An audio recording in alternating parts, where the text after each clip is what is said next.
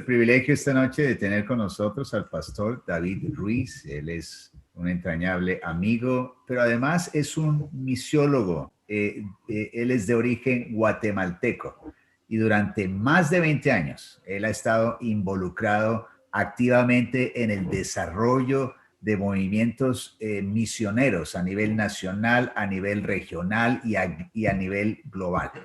También ha servido como presidente de la Cooperación Misionera Iberoamericana, Comibán, y ha coordinado también la mesa redonda de la Gran Comisión de Misiones de la Alianza Evangélica Mundial, de la UEA, que es una organización muy conocida por muchos años que ha enviado miles de misioneros alrededor del mundo. Su experiencia amplia en el tema es lo que vamos a recibir hoy. Ha escrito un libro que se llama La transformación de la iglesia. Ese libro está a su disposición en las librerías, o si necesita recibir un ejemplar, usted nos puede dejar saber por este medio y podemos ayudarle a que reciba un ejemplar. El pastor David durante estos 3 días va a estar enriqueciéndonos sobre el tema de factores de transformación de la iglesia. Entonces, sin más preámbulo, Pastor David, es un privilegio tenerle entre nosotros. Gracias por recibir nuestra invitación y acompañarnos durante estos 3 días. Muchas gracias, Pastor Carlos. Muchas gracias por la oportunidad, Pastora María Inés. A todo el equipo de trabajo por darme el privilegio de poder compartir con ustedes estos seminarios, estos webinars tan importantes que estamos llevando adelante, de los cuales ahora me honro en participar. Quiero agradecer la oportunidad de hablar, pero creo que es una oportunidad que le agradecemos a Dios, porque nos ha puesto en una situación en la que estos temas se vuelven relevantes. Creo que es algo lo que sucedió con el libro de la transformación de la iglesia. La primera edición, antes de ser revisado, salió en el año 1996. Perdón, en el año 2006, supongo, en el año 2006 para el segundo Congreso Misionero Iberoamericano. Pero para aquel momento creo que el libro pues se adelantaba un poco a la época, porque todos estábamos en ese sentido de cosecha, todas las cosas estaban saliendo bien. Pero creo que en momentos como estos, cuando nos enfrentamos a la realidad de que la iglesia está pasando por una seria dificultad, creo que estos temas de recuperar otra vez, como dice el subtítulo, ese retorno a la esencia genética de la iglesia es un elemento muy importante. Así que quiero invitarlos a que me acompañen en una de las, podríamos decir, en la primera parte de este libro, que es el que voy a estar compartiendo con ustedes. El libro se llama La transformación de la iglesia, que es el mismo nombre y el tema que vamos a hacer. Y como ustedes sin duda lo han visto, han recibido su guía, han podido descargar su guía. Por favor, acérquense a ella para que ustedes puedan sacar más aprovechamiento acerca de lo que vamos a estar hablando durante este tiempo. Cuando nosotros hablamos de esto, pues en la primera parte de esta conferencia voy a estar hablando sobre los capítulos 1 y 2 del libro de la transformación de la iglesia, que más que un libro se ha transformado en un programa para desafiar a la iglesia local a transformarse en una iglesia apasionada por la Gran Comisión. Una iglesia que esté activamente involucrada en hacer discípulos con una perspectiva global del plan de Dios. Así que lo que pretende este programa es poder ayudar específicamente a los pastores y a los líderes para recuperar otra vez el sentido misional de la iglesia. Cuando vemos nosotros la manera como estamos enfrentando ahora esta pandemia, nos damos cuenta que estamos en un momento y en una posición en la que tenemos que darnos cuenta que tenemos que observar la iglesia que fuimos y darnos cuenta que en realidad en este momento no estamos en un estado de suspensión. No estamos en un periodo de espera, en un tiempo fuera, que eventualmente los países y los gobiernos van a liberar el podernos reunir de nuevo y entonces todo va a seguir siendo igual. La iglesia va a seguir funcionando en la manera como nosotros la conocíamos. Estamos equivocados. La iglesia ha cambiado, no la iglesia, la realidad ha cambiado y esta realidad nueva demanda que la iglesia vuelva otra vez a recuperar ese sentido misional, ese hierro misional, podríamos decir, que la iglesia tiene. Cuando nosotros vemos la realidad de la iglesia, nos damos cuenta que en este momento recuperamos ese sentido de que la iglesia ha estado creciendo en gran número en Latinoamérica. Pero creo que cuando enfrentamos esta pandemia particularmente, nos damos cuenta que aun cuando la iglesia ha crecido significativamente, son muy pocos a los cuales podríamos llamar nosotros cristianos incondicionales. Si algo está poniendo en evidencia esta pandemia, es que muchos de nosotros o muchas de nuestras iglesias no han hecho bien la tarea de producir discípulos. El producto que nosotros estamos entregando al mundo no está preparado para dar un testimonio auténtico de su relación con Jesucristo. No tienen los recursos para poder vivir de una manera auténtica y particularmente para interpretar el tiempo que están viviendo a la luz de la palabra. También nos damos cuenta que en medio de esta situación, pues la tarea pastoral está siendo puesta a prueba. Podríamos decir que a través del tiempo y particularmente en América Latina en los últimos 60 años, cuando el crecimiento de la iglesia se ha vuelto un crecimiento explosivo, también los pastores hemos sufrido una transformación. Ya no somos aquellos pastores que se paraban en la esquina de un parque sobre una caja de jabón con una Biblia desgastada a hablar y a desafiar a las personas a hacer una decisión personal por Jesucristo. Ahora pareciera que lo que vemos en las noticias y en la televisión es otro tipo de pastores que viajan en aviones privados, que se mueven en grandes congresos, pero cuando entramos a esta pandemia nos damos cuenta que toda esa imagen pastoral se confronta con lo que la palabra nos dice. Las iglesias también han cambiado.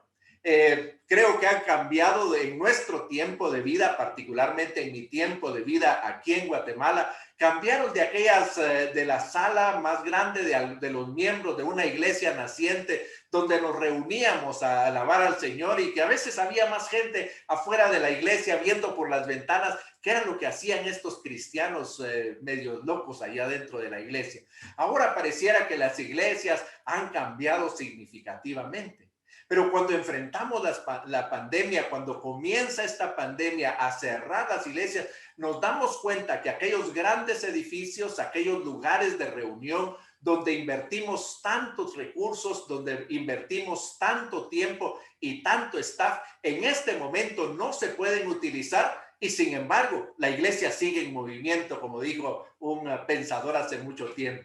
La iglesia sigue funcionando, la iglesia no ha desaparecido, la iglesia no se ha detenido, aun cuando no podemos utilizar esos grandes templos y todo el equipo de sonido y todo el equipo de multimedia en el cual invertimos tantos recursos. Así que esta pandemia nos está confrontando de que quizá aquellos lugares donde nosotros invertimos la mayor cantidad de nuestros recursos, en realidad no era el lugar más importante, no eran las cosas más importantes y esenciales para el funcionamiento de la iglesia.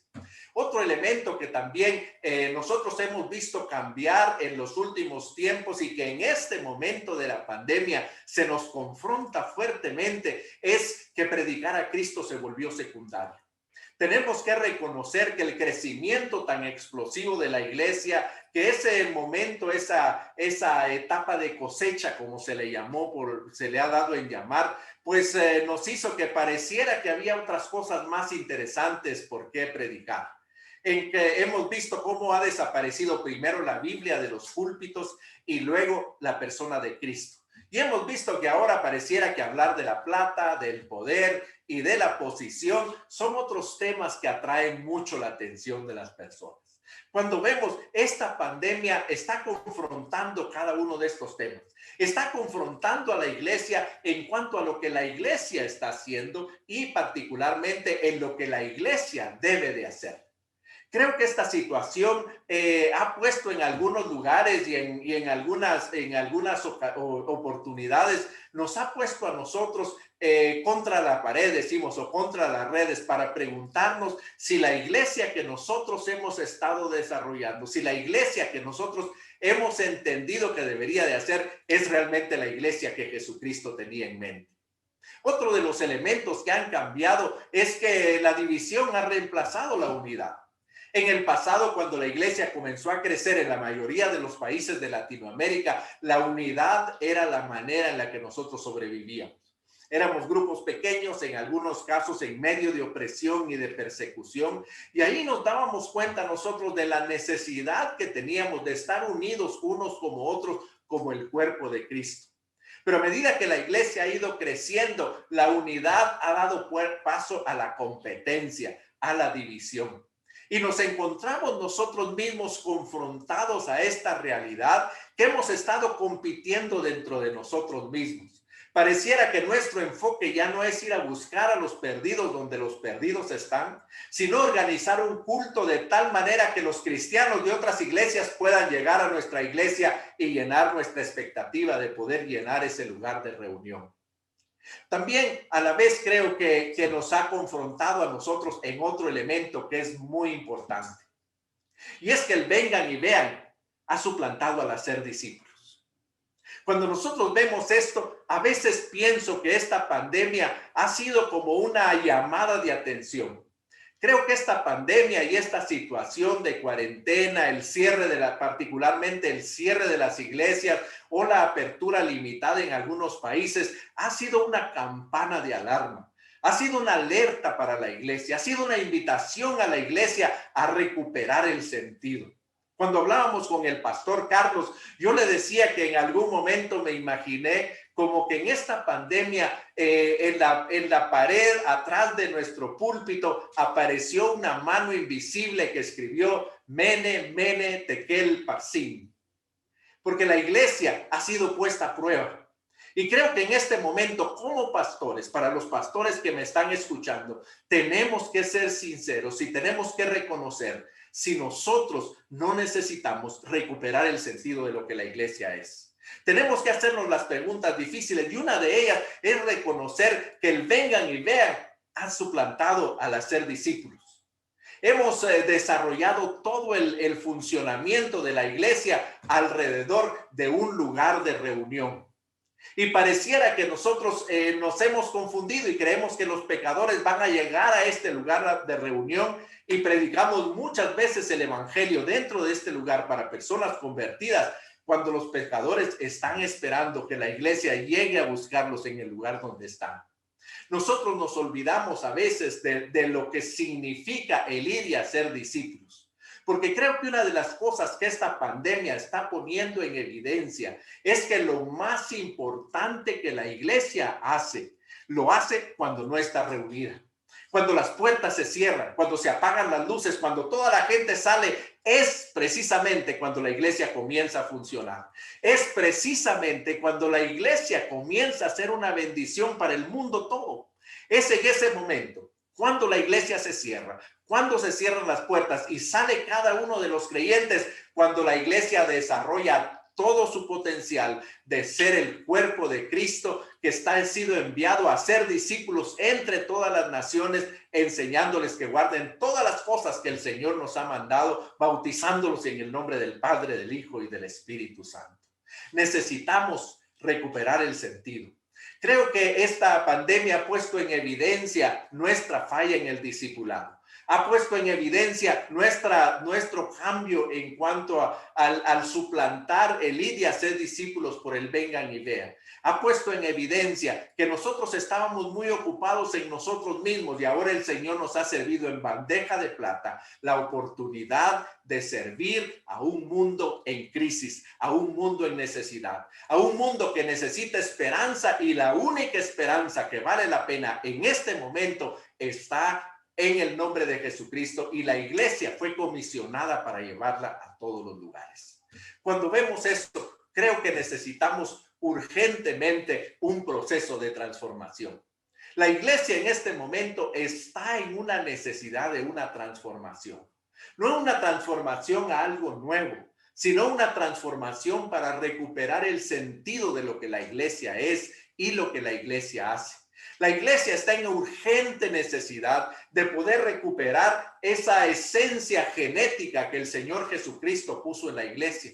Esa misma iglesia que comenzó en Jerusalén, pero que se movió y en solamente 300 años llegó a ser una mayoría dentro del Imperio Romano.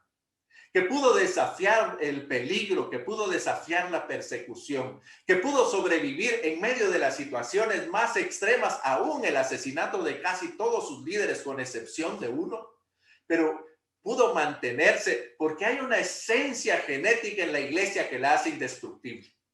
Que el Señor Jesucristo lo dijo con estas palabras: ni las puertas del Hades prevalecerán contra ella.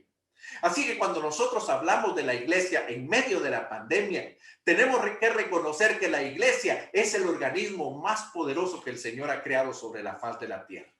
Que la iglesia tiene todos los recursos que necesita para cumplir con la tarea que el Señor le da. Pero necesitamos nosotros recuperar otra vez esa conexión con la herencia genética. ¿Cómo recuperamos esa relevancia de la iglesia? ¿En qué manera nosotros volvemos a ser o recuperamos el sentido de ser la iglesia que el Señor quiere que seamos? Bueno, estaba en Colombia hace algunos años y estábamos en conversación con un grupo de pastores en la capital, en Bogotá. Y uno de los pastores hizo un sumario que me pareció inspirado por el Espíritu en cuanto a la realidad de lo que estamos viviendo en este momento y particularmente para ilustrar la necesidad de una transformación. Él dijo lo siguiente: cada día tenemos más miembros, cada día nuestros edificios son más grandes y cada día la iglesia tiene más recursos, pero cada día nos falta la influencia en la sociedad. Y eso es unas palabras lapidarias para nosotros. Debemos de reconocer que la iglesia ha perdido su capacidad de influenciar en la sociedad. Esta situación nos está dando la oportunidad para que nosotros nos detengamos a examinar qué es lo que el Señor quiere de la iglesia. En qué manera la iglesia puede recuperar ese sentido misional. El lugar a donde debemos ir es precisamente al lugar donde todo comenzó. Ahí en Mateo capítulo 28, versículos 19 al 20, nosotros encontramos estos poderosos versículos. Ahí encontramos nosotros esta expresión que le hemos llamado la gran comisión. Algunos más bien la han llamado la gran omisión.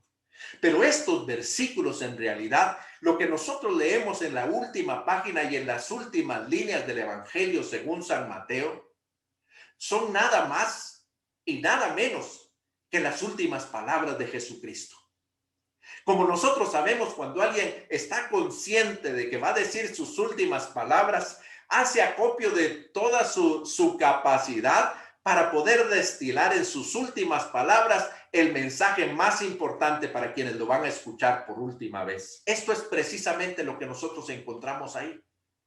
Y muchas veces nosotros vemos como la gran comisión, lo vemos como un mandato para ser discípulos, lo vemos de muchas maneras, pero yo les invito a que veamos en esto como el lugar donde todo comenzó. Aquí en este momento, y leo a partir del versículo 16, dice: pero los 11 discípulos se fueron a Galilea, al monte que Jesús les había señalado. Y cuando lo vieron, lo adoraron, pero algunos dudaban. Jesús se acercó y dijo: toda autoridad me es dada en el cielo y en la tierra. Por tanto, vayan y hagan discípulos en todas las naciones, bautícenlos en el nombre del Padre, del Hijo y del Espíritu Santo. Enséñenles a cumplir todas las cosas que les he mandado, y yo estaré con ustedes todos los días hasta el fin del mundo. Amén. Lo que vemos en este pasaje, como decía, son las palabras que el Señor decidió de darles a los discípulos.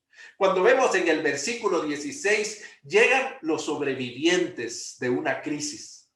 Llegan 11 de los 12 discípulos. Los 11 fracasaron en el momento crucial. Los 11 salieron huyendo. El único que sigue al Señor los niega 3 veces. Pero aquí están. El Señor los recibe. Y ante su vergüenza, ante el dolor de haber fracasado, el Señor responde acercándose a ellos, porque dice: el Señor se acercó y les dijo. Y el Señor dice estas últimas palabras. Y en estas últimas palabras el Señor destila, el Señor sintetiza lo que espera que su iglesia haga. Por tanto, id y haced discípulos a todas las naciones, bautizándolos en el nombre del Padre y del Hijo y del Espíritu Santo, enseñándoles que guarden todas las cosas que os he mandado. Y aquí yo estoy con vosotros todos los días hasta el fin del mundo. Sin duda muchos sabemos este pasaje de memoria. Pero el gran problema que nosotros tenemos es que de todo este pasaje, que es tan rico en contenido, lo único que nosotros a veces recordamos es por tanto ir. Y creemos que lo único que este pasaje dice es enviar misioneros. Y hacemos todo el proceso misional basado en el hecho de enviar misioneros, lo cual, si bien es muy importante, es una forma muy limitada de entender un pasaje tan poderoso. Porque entonces comenzamos a medir cuántos misioneros enviamos, cuántas iglesias plantamos, cuántos países alcanzamos y perdemos nosotros el contenido de esta síntesis cristológica, de esta síntesis eclesiológica, mejor dicho, donde nosotros encontramos encapsulado todo lo que la iglesia es. De esto es lo que vamos a estar hablando, porque este es el lugar donde todo comenzó. Cuando nosotros nos damos cuenta, en el versículo 17 dice que cuando los discípulos se acercaron, le adoraron, pero algunos dudaron. Y creo que para entender las últimas palabras de Jesucristo y la forma como las hace, esta es la primera respuesta, la primera pregunta que nosotros tenemos que responder. ¿De qué dudaban los discípulos? Porque obviamente que no dudaban de que él fuera el Hijo de Dios, porque la palabra dice que cuando lo vieron, le adoraron. Así que ellos estaban claros que solamente podían adorar al Hijo de Dios, a Dios mismo. ¿De qué dudaron entonces? ¿De que él realmente hubiera muerto y resucitado? Por supuesto que no, porque en 40 días él les ha dado pruebas indubitables, como dice más adelante el apóstol Pablo, de su resurrección. Se había aparecido a ellos y muchas más personas que solo los que estaban ahí. ¿De qué dudaban entonces? Los discípulos tenían preguntas importantes en su mente. La gran pregunta es si serían capaces de cumplir la tarea pendiente, porque ellos estaban seguros que el Señor Jesucristo estaba volviendo otra vez al cielo. La gran pregunta de ellos es si nosotros fracasamos en el momento en que tomaron preso a nuestro Señor Jesucristo, ¿seremos capaces de tomar el batón de sus manos? Ellos saben que este es el último encuentro con el Señor Jesucristo. Y ellos saben que el Señor Jesucristo espera que ellos sigan adelante con el ministerio que ha comenzado. Y la pregunta es, ¿seremos capaces de cumplir esta tarea pendiente? Otra pregunta importante que ellos sin duda tienen en su mente es, ¿puede este pequeño y frágil grupo encabezar esta divina empresa de llevar salvación a todos los hombres? Ellos habían entendido claramente la misión de Dios. Cuando nosotros vemos en Lucas 24, el Señor Jesucristo sumariza, sintetiza, destila la misión en 3 acciones específicas. El Cristo debía de padecer, el Cristo debía de resucitar y en su nombre se predicará el arrepentimiento y el perdón de pecados a todas las naciones, comenzando desde Jerusalén. Bueno, los discípulos saben que el Cristo ha padecido. Saben que ha resucitado y saben con claridad que ahora lo que les corresponde a ellos es esta empresa de llevar la salvación a todos los hombres. ¿Será este grupo tan pequeño y frágil capaz de llevar adelante esta empresa? Y la otra pregunta, si ellos podrían ser testigos de Jesucristo a pesar de haber fallado, a pesar de haber comenzado con el pie izquierdo esta tarea. Por esa razón es que nosotros leemos este pasaje de la Gran Comisión de esta manera. Luego, la última pregunta que ellos sin duda tenían en la mente es, ¿cómo sabremos que hemos cumplido? ¿Cómo sabremos nosotros que vamos por el camino correcto? ¿En qué manera nosotros podemos saber o corregir el rumbo de lo que estamos haciendo? Bueno, la respuesta de Jesucristo la encontramos ahí en este mismo pasaje. Porque si somos enviados, ¿con qué autoridad iremos? Si debemos predicar, ¿a dónde y quiénes somos enviados? ¿Cuál es el mensaje y cuál es la medida de éxito? Y el Señor Jesucristo responde a estas preguntas porque le dice, toda autoridad me ha sido dada. Con esta autoridad es con que ustedes van a ir. No van solos, ustedes van empoderados por este poder que yo voy a poner a través del Espíritu en ustedes.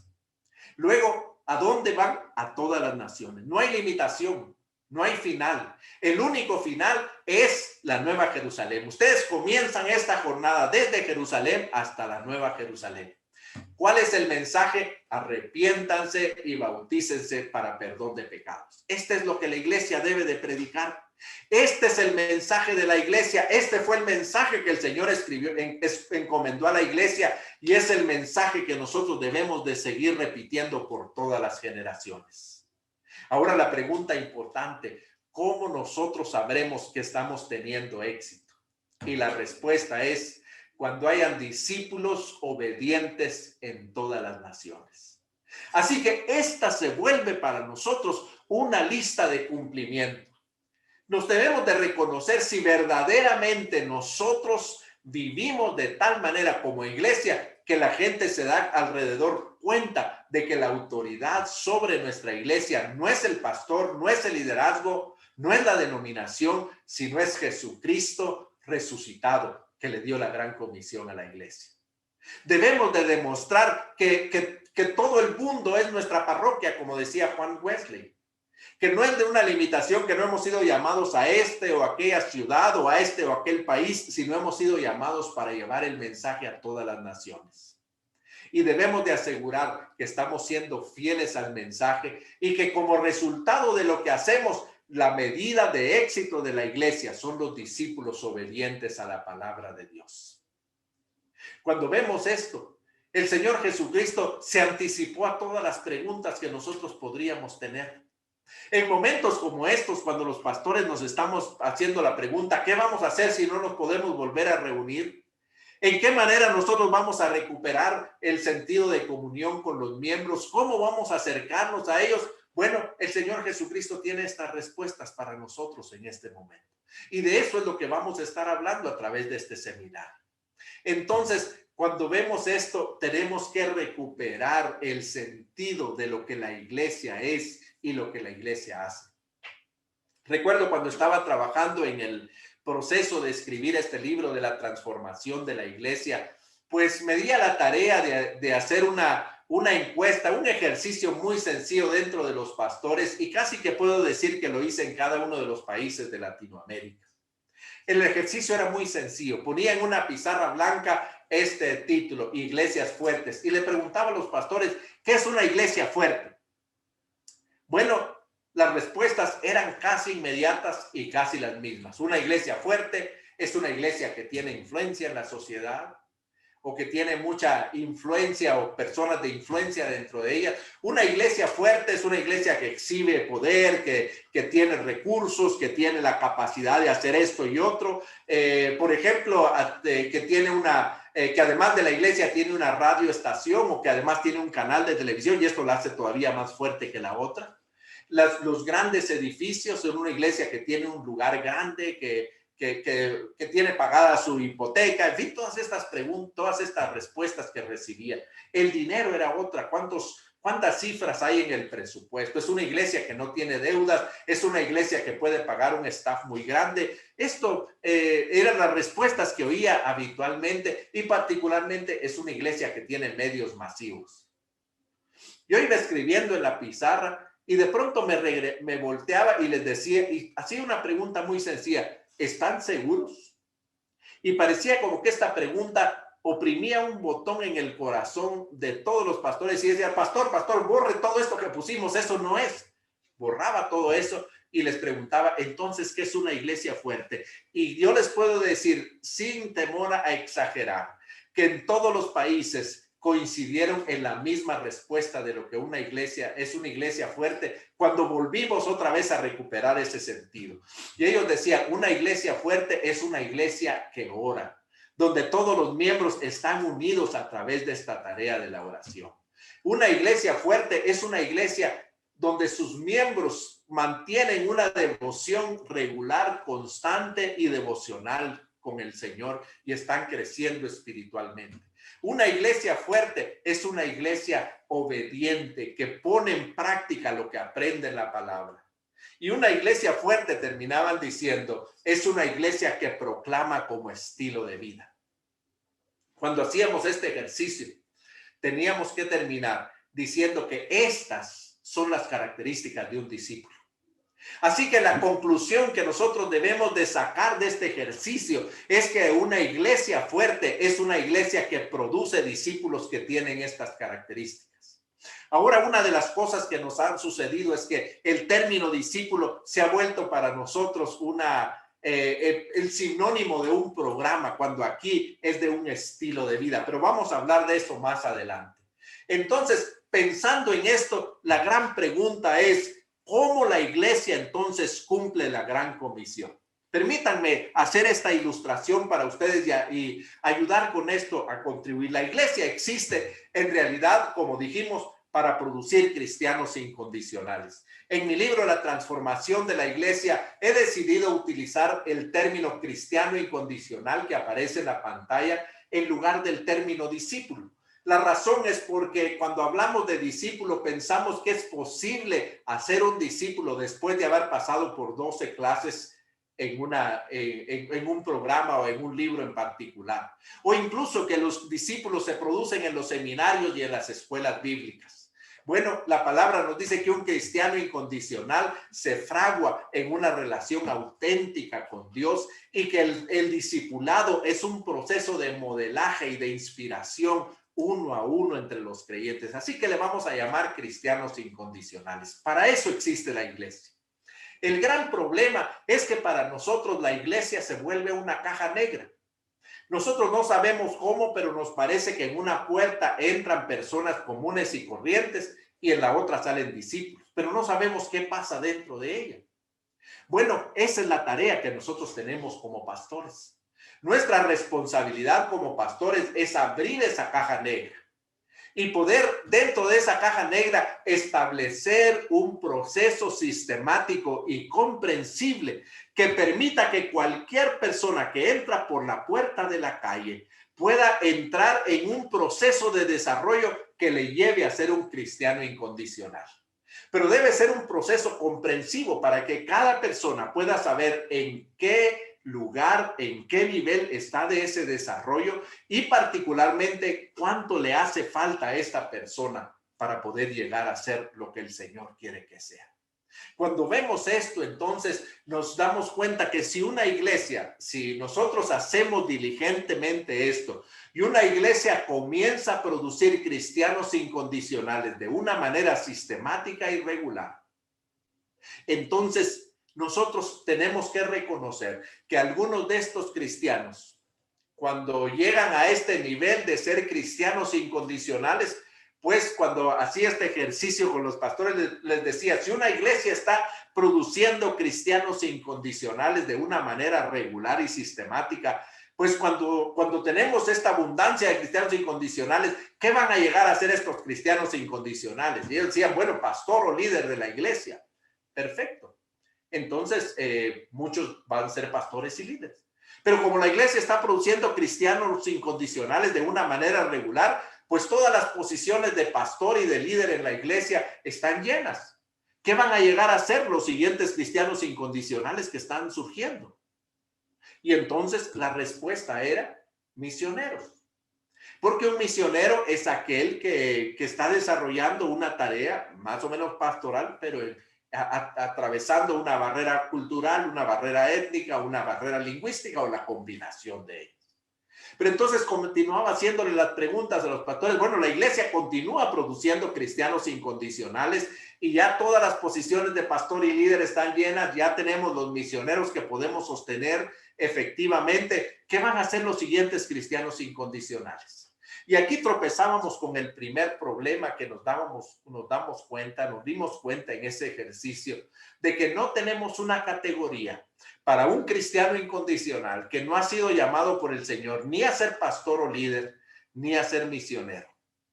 Nos parece a nosotros que estos son los cristianos de primera clase, cuando la palabra bíblicamente nos explica que hay otra categoría que nosotros le vamos a llamar ciudadanos responsables, que son aquellos cristianos incondicionales que el Señor nos ha llamado a desarrollar una profesión o una función bajo una ética bíblica en lo que llamamos el mundo secular. Cuando vemos estas tres categorías, son completamente incluyentes para poder absorber a todos los cristianos incondicionales. Cuando vemos esto, cuando una iglesia está produciendo cristianos incondicionales, discípulos de una manera efectiva, ¿cómo alcanzamos el mundo? Bueno, permítanme ilustrarlo con este gráfico que se divide en instrumento, contribución, resultado y área de impacto. Veamos el caso de los ciudadanos responsables. ¿Cuál es la contribución de ellos para alcanzar el mundo? Bueno, su contribución es hacer un impacto en la comunidad a través de un trabajo, de un servicio, de una profesión que se desarrolla con una ética bíblica y con un concepto del reino de Dios. Como resultado, nosotros vemos que la iglesia se establece en base del buen testimonio de estos cristianos que están en el mundo, que atraen a personas que están en contacto con ellos para ir a aquel lugar donde se transforma la gente en la manera como este ciudadano responsable lo es. Esta es la forma como el Señor diseñó que la iglesia llegara a Jerusalén, que llenara Jerusalén con el mensaje del evangelio. ¿Cuál es el papel de los líderes? Bueno, el rol de los líderes, si la iglesia está produciendo cristianos incondicionales de una manera regular, siempre vamos a tener más líderes que ministerios. Entonces, la tarea de ellos va a ser estar con los ojos abiertos para ampliar el impacto de la iglesia entre las áreas en las cuales la iglesia necesita ser impactada o el mundo necesita ser impactado, pero también producir el liderazgo de relevo cuando estos líderes sean llamados por el Señor para desarrollar una tarea en otro lugar geográfico quizá o en otra posición. Entonces, como resultado de tener producir cristianos incondicionales, que siempre tenemos más líderes, es que los ministerios son fortalecidos y se amplía el impacto. Ellos están buscando fuera de la iglesia, donde hay lugares donde la iglesia puede hacer un impacto significativo. Y entonces, por consecuencia, esta es la manera como el Señor diseñó que tanto Jerusalén como Judea fueran impactados por el avance de la iglesia. Cuando pensamos en la tarea de los pastores son aquellos que han sido llamados por el Señor para poder desarrollar una tarea especial. Y la tarea de los pastores es liderar el crecimiento de la iglesia. Cuando una iglesia produce discípulos de una manera efectiva y regular, entonces tenemos a los ciudadanos responsables trabajando para alcanzar Jerusalén, a los líderes para abrir sus ojos y alcanzar su Judea, y el pastor está viendo más allá de esto, y él lidera el proceso para plantar nuevas iglesias en Judea y en Samaria, y quizá en los lugares de Jerusalén donde el impacto de los cristianos, de los ciudadanos responsables está siendo efectivo. Y esta es la manera como se alcanza Judea y Samaria.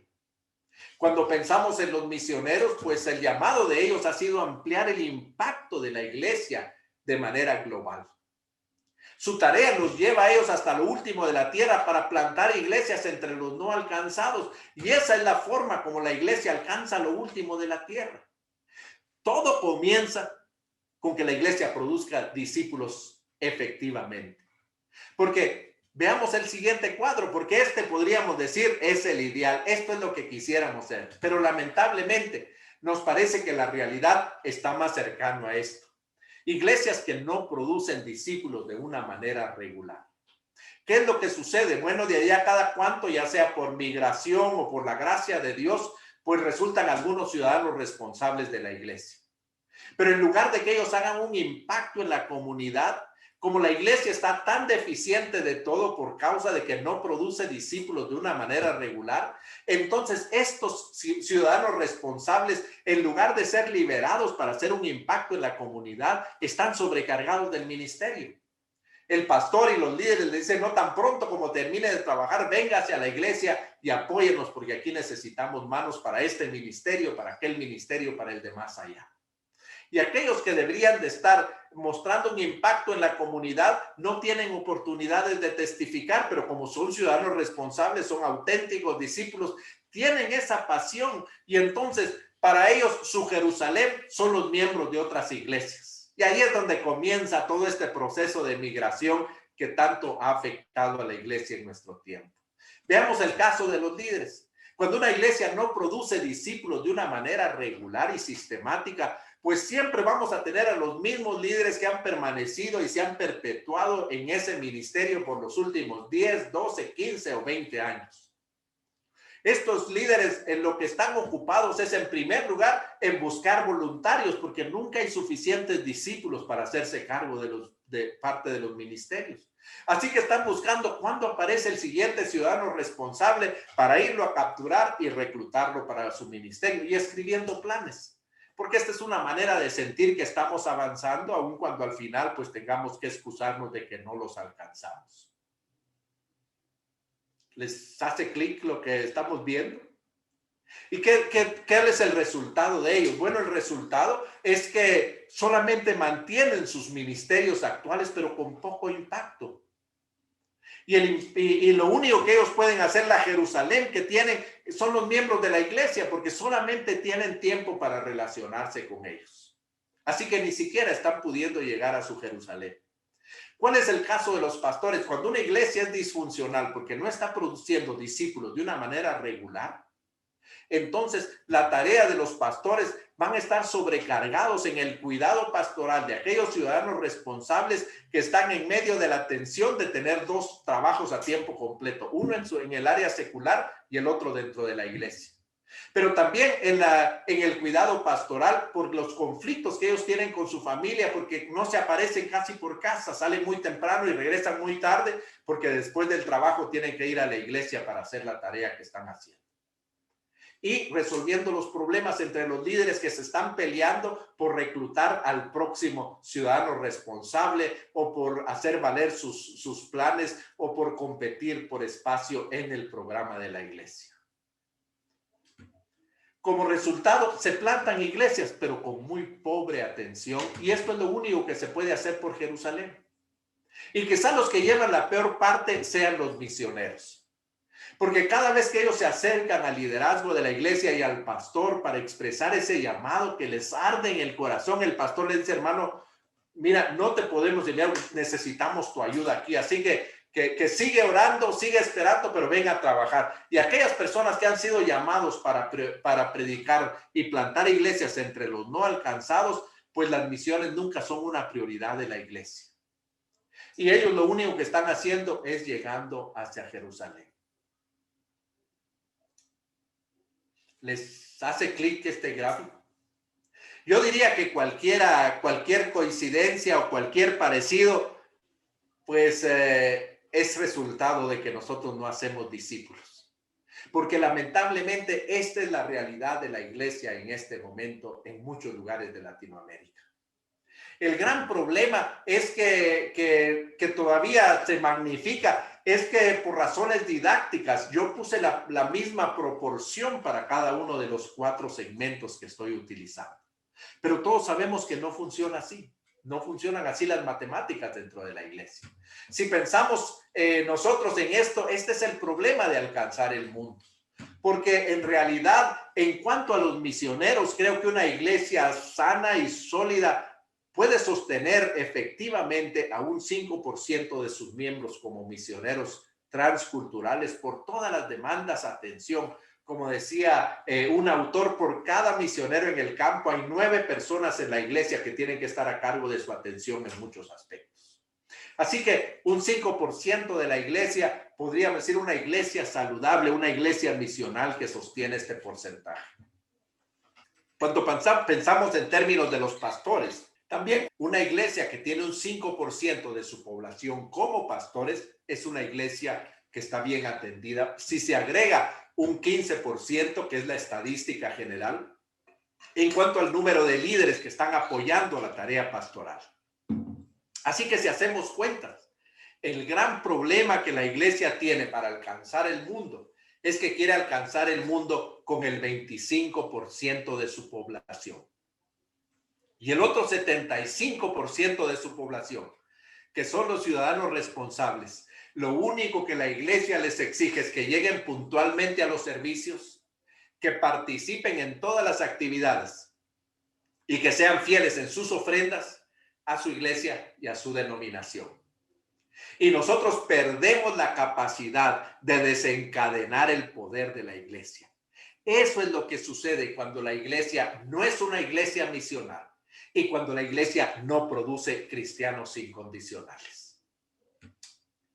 Esto entonces nos debe llevar a nosotros a preguntar cuál es la realidad que estamos viviendo en la iglesia ahora. ¿Cuál es el cuadro que mejor nos representa? ¿Está nuestra iglesia produciendo cristianos incondicionales de una manera regular y sistemática? ¿O más bien nos estamos beneficiando de la migración de aquellos que vienen de otras iglesias o que allá cada cuánto sale uno? Esto es lo que el pasaje de la Gran Comisión y particularmente este recorrido que vamos a hacer, porque lo que yo quiero invitarles es que nosotros hagamos un recorrido dentro de este proceso de recuperar el sentido y la esencia genética de la iglesia. Y en este proceso yo quiero invitarlos a que entremos en un recorrido en reversa en el Evangelio según San Mateo.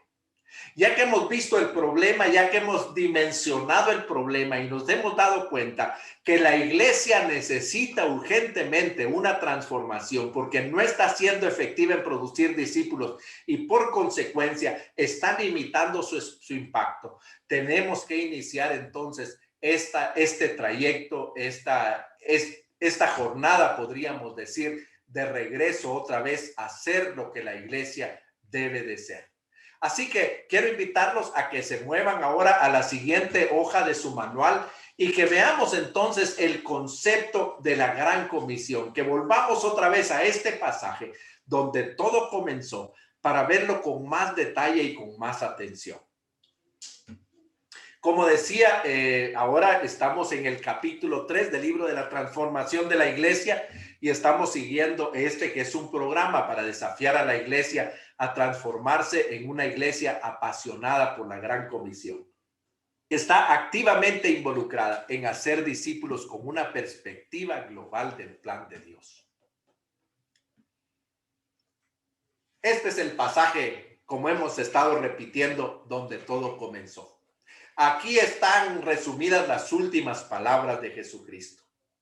Aquí está, podríamos decir, la síntesis misiológica para poder entender qué es lo que la iglesia es, qué es lo que la iglesia hace, a dónde ha sido la iglesia llamada a hacer un impacto y lo más importante, cuál es la medida de éxito. Todo eso está en este pasaje.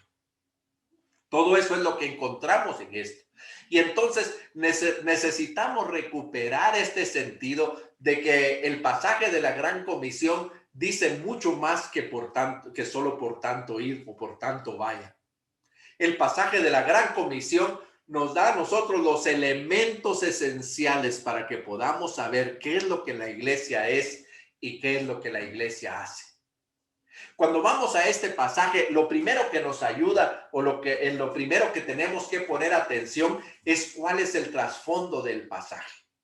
El capítulo 28 nos lleva de la mano para darnos cuenta que hay unos elementos importantes que nosotros debemos de recordar cuando estamos leyendo este pasaje de la Gran Comisión, que no lo podemos entender si nosotros no tenemos claro en nuestra mente que surgió en medio de un proceso que quedó escrito en este capítulo 28. El primero y principal trasfondo es la resurrección precisamente. Cuando leemos en Mateo capítulo 28, ahí comienza describiendo el día de la resurrección. Así es como nosotros nos encaminamos al pasaje de la Gran Comisión. Así que el pasaje de la Gran Comisión es un resultado de la resurrección. Quizá el mejor pasaje para entender este concepto es los versículos 4 y 5 de Romanos capítulo 1. Dice, porque conforme al Espíritu de Santidad fue declarado Hijo de Dios con poder por su resurrección de entre los muertos. Esto es muy significativo, porque como recordamos, la misión comienza en el corazón de Dios.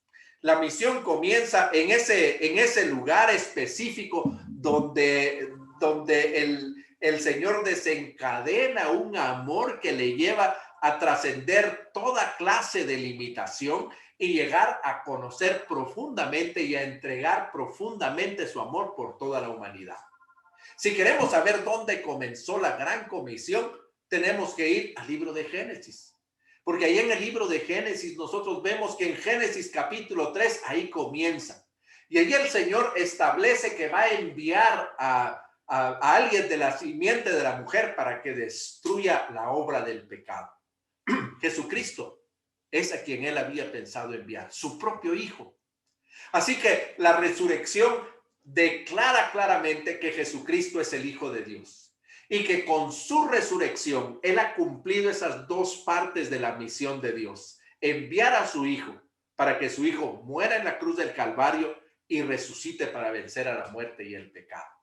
Pero el pasaje de Romanos no se queda ahí, sino que nos conecta con la parte que nos corresponde a nosotros cuando dice: y por medio de Jesucristo recibimos la gracia del apostolado para que por su nombre llevemos a todas las naciones a obedecer a la fe.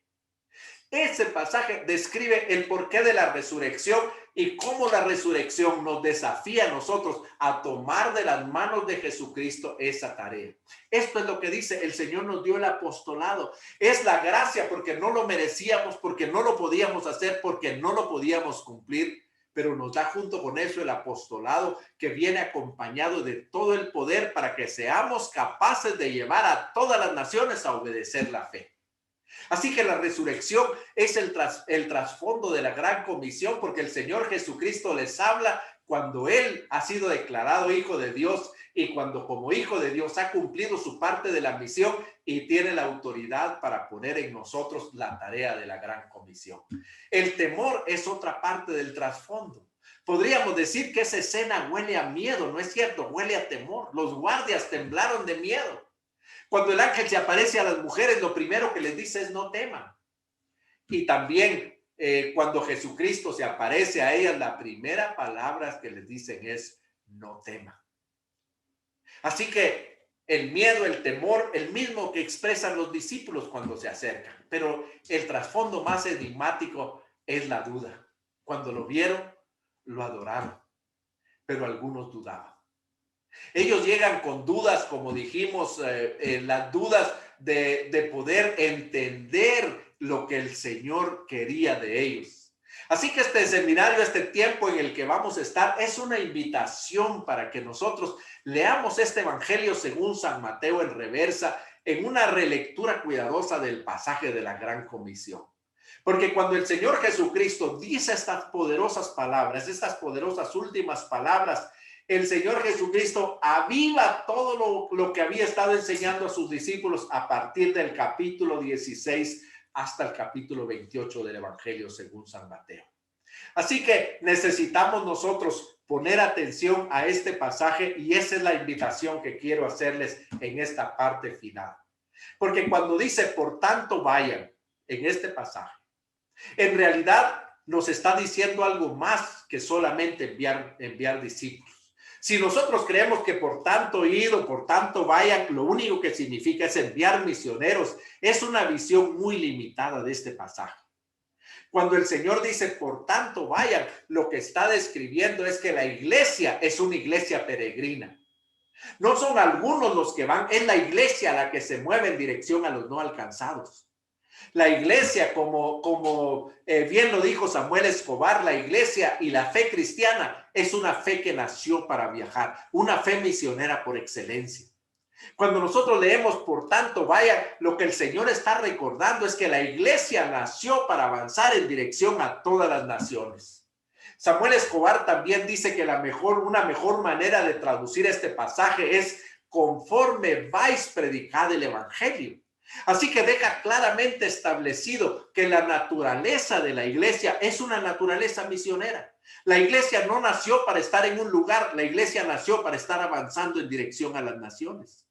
Y si leemos el libro de los Hechos, y sin duda el hermano Pablo les va a ilustrar a ustedes poderosamente con esto, el libro de los Hechos es un recorrido del avance de la peregrinación de la iglesia desde Jerusalén hasta Roma y más allá.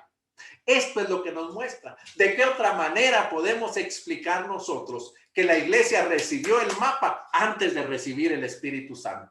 El mapa de su trayectoria lo tenía en la mano cuando recibió el Espíritu Santo, porque la naturaleza de la iglesia es una iglesia peregrina. La iglesia es una iglesia que va desde Jerusalén hasta la Nueva Jerusalén, pero antes debe pasar por todas las naciones. Así que por tanto, ir, mis amados hermanos pastores, dice mucho más que solo enviar misioneros. Eso es parte, pero no es todo, porque no es la iglesia la que envía, es la iglesia la que va a través de aquellos que son una extensión de sus brazos para abrazar a la humanidad. La segunda frase es hagan discípulos. Y es una frase importante porque lo que dice hagan los discípulos es que como resultado de la peregrinación de la iglesia deben producirse discípulos en todas las naciones. Y cuando hablamos de discípulos es precisamente de aquellas personas que son lo que el Señor quiere que sean, que hacen lo que el Señor quiere que hagan y que van a donde el Señor los envía. Cuando vemos esto, tenemos que reconocer la realidad y la veracidad de lo que Dallas Willard escribió en su libro La Divina Conspiración. Él dijo, hoy se concede universalmente que se puede ser cristiano sin ser discípulo. ¡Qué terrible disfunción! Porque cuando recuperamos el sentido de este término, en Hechos 11:26, lo que dice es que a los discípulos se les llamó cristianos por primera vez en Antioquía. Es decir, el término cristiano y discípulos eran exactamente el mismo. El término cristiano era una forma de describir que aquellos discípulos se parecían tanto a Jesucristo que se les llamó cristitos o personas que son como Cristo, que quieren ser como Cristo. Luego tenemos que reconocer que los discípulos son la medida de éxito de la iglesia. Para saber si nuestra iglesia es grande, no tenemos que contar los asistentes. Debemos de contar ¿cuántos de estos asistentes son cristianos incondicionales?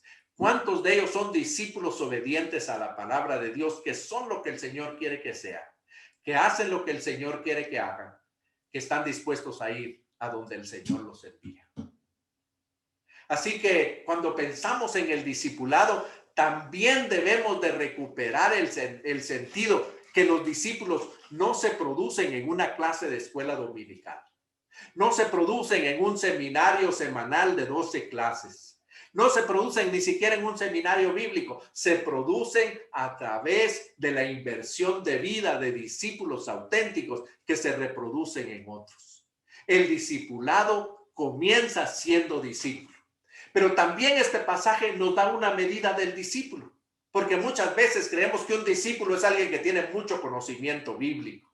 Un discípulo es aquel que tiene un grado académico en Biblia o en teología. Un discípulo es aquel que tiene una posición dentro de la iglesia. No, un discípulo se descubre dentro de la iglesia porque está rodeado de personas que están siendo discipuladas por él. Esta es la medida del discipulado. La tercera frase del pasaje de la Gran Comisión, de las últimas palabras de Jesucristo, es a todas las naciones.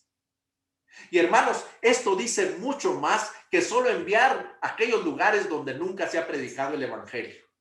Esto dice mucho más que solo enviar a aquellas tribus que están escondidas donde nunca han escuchado el evangelio. Por cierto que eso es de capital importancia. Pero a todas las naciones dice mucho más que eso, porque nos ayuda a nosotros a recuperar el sentido que hemos relegado las ciudades a un segundo plano. Cuando nosotros nos damos cuenta que la mayoría de la población vive en las grandes ciudades.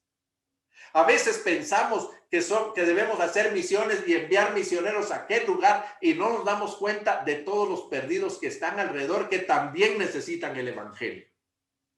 Pero pongo este ejemplo de los peruanos porque los peruanos representan el mismo porcentaje que Latinoamérica tiene. El continente latinoamericano, el 76%, al igual que en el Perú, viven en las ciudades.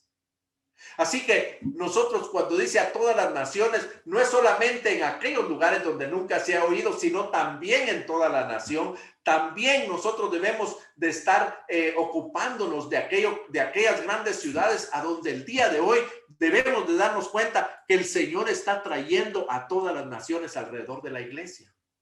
En este momento, particularmente en Estados Unidos y en las grandes urbes, nos damos cuenta que aquellos lugares no alcanzados, aquellos lugares cerrados al evangelio, ahora están presentes alrededor de la iglesia a través de la migración.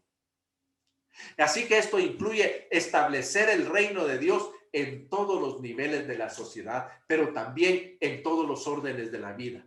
La iglesia está llamada a hacer un impacto en su sociedad, en la ciudad, en la nación y en el mundo simultánea y sistemáticamente. Pero también a todas las naciones nos lleva a encarar ese desafío local y global que siempre van de las manos. Su impacto tanto en los barrios de la congregación, en los pueblos, en las ciudades y en las aldeas, como hasta lo último de la tierra.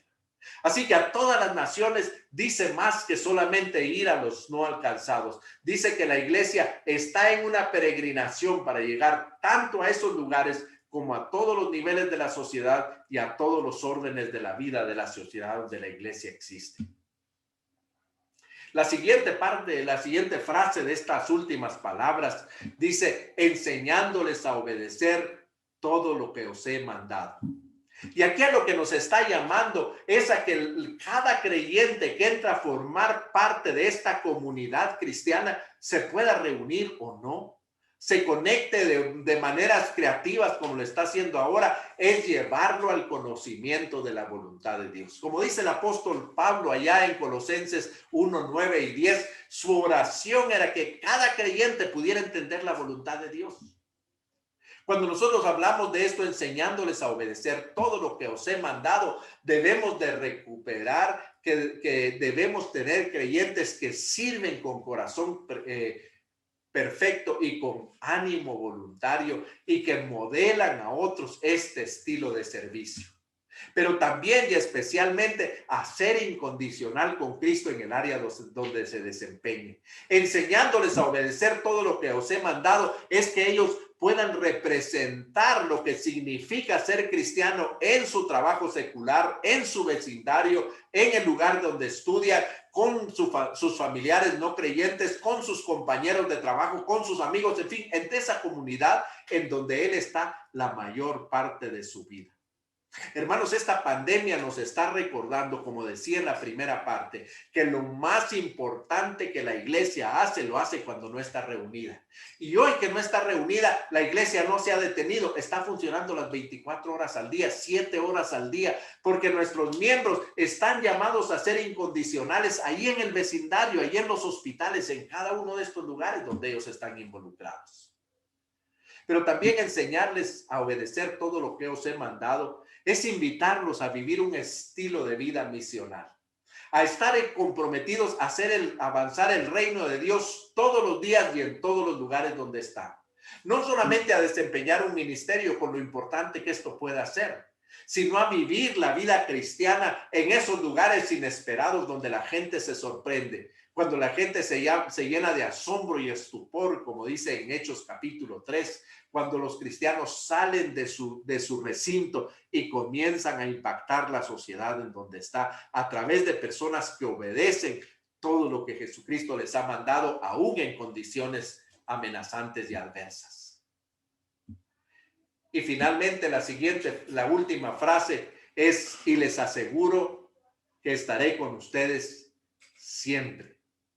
O yo estaré con vosotros todos los días hasta el fin del mundo. Cuando hago esta pregunta, siempre esta es la frase favorita. Porque todos pensamos en la promesa, ¿no es cierto? En la promesa de que el Señor estará con nosotros todos los días hasta el fin del mundo. Pero esta frase, a la vez de que es una promesa, es una responsabilidad. Y la responsabilidad es que nosotros estemos conscientes que el Señor está con nosotros siempre. Que el Señor está observando lo que nosotros pensamos, lo que nosotros decimos y lo que nosotros hacemos en todos los lugares donde nosotros estamos. Esta disfunción que sucede, que pareciera que hay un dispositivo que activa el chip de cristianos cuando nosotros entramos a la iglesia y somos capaces de conducirnos como cristianos, pero que se desactiva cuando sale de la iglesia, debe de desaparecer de las iglesias.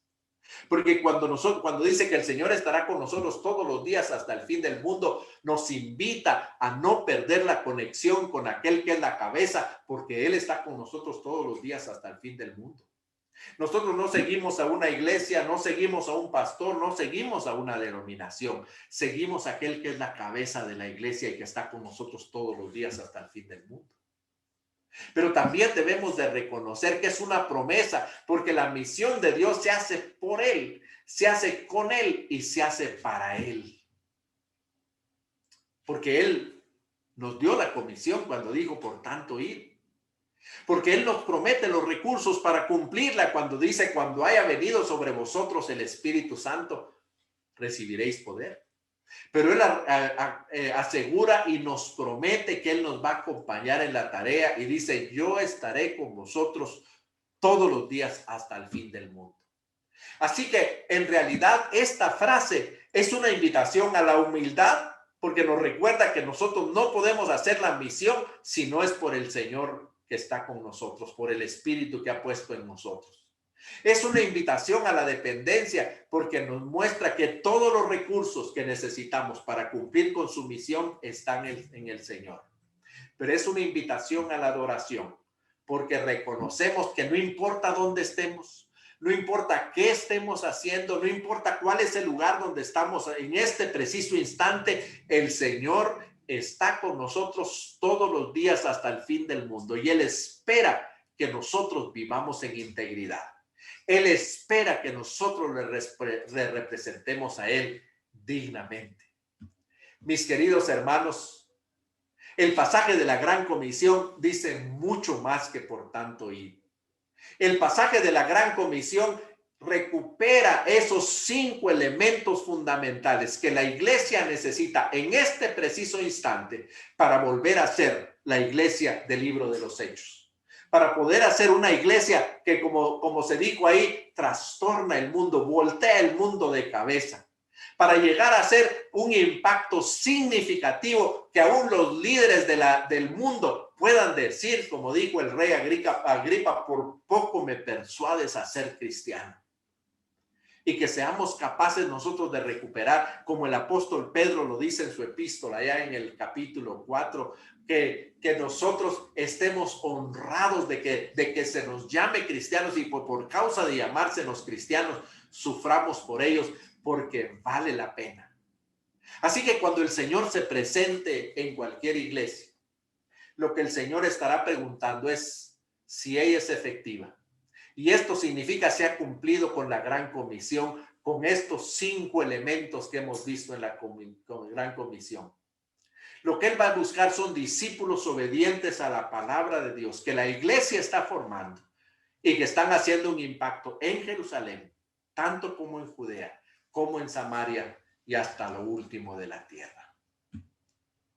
Les dejo estas preguntas para que piensen en ellas mientras nos volvemos a encontrar el día de mañana.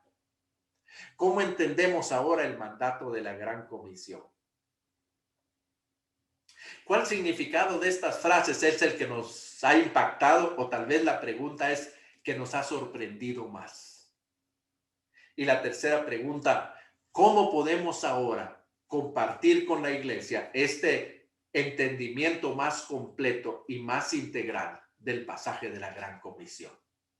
Espero que el Señor pueda, como decía un teólogo latinoamericano, el doctor Emilio Antonio Núñez, que el Señor pueda despeinar sus pensamientos en esta noche y que nos prepare para el día de mañana, para volvernos a encontrar en este mismo lugar. Gracias por su atención. Les animo a que nos conectemos puntualmente el día de mañana en este mismo link y dejo entonces ahora a María Inés para lo que sea necesario aquí para terminar. Que el Señor les bendiga y muchas gracias por su atención. Muchísimas gracias, Pastor David. Qué buena conferencia. Pues yo creo que nos deja pensando bastante y confrontados un poquito. Yo creo que no quedamos despeinados, como terminó diciendo, quedamos despelucados. No, gracias por la exhortación. Yo creo que ha sido un tema que nos llama a una profunda reflexión como ministros, como pastores, como miembros de la iglesia. Y creo que es el Espíritu de Dios llamándonos como iglesia a experimentar una reforma en estos últimos tiempos. creo que es la voz del Espíritu de Dios llamándonos y invitándonos a hablar, sentarnos, hablar sobre el tema y definir y tomar decisiones que nos lleven a enfrentar los días que tenemos por delante, los tiempos en los cuales vivimos. Así que muchísimas gracias. Bueno, no siendo más, que pasen una muy buena noche, que el Señor los bendiga.